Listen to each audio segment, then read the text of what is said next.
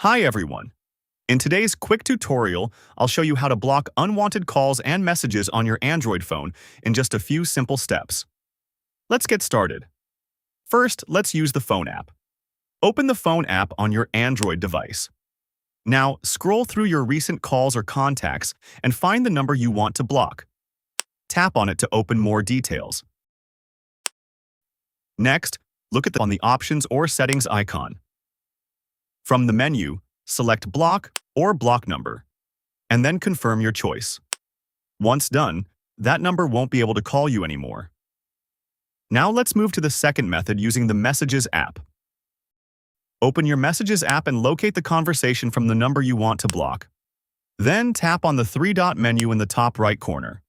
After that, choose Block or Block Contact. You might also see an option to report the number as spam. Finally, confirm your action, and the sender will no longer be able to send you messages. And that's it. If this video helped you, don't forget to like, subscribe, and turn on notifications for more helpful tutorials. Thanks for watching, and I'll see you in the next one.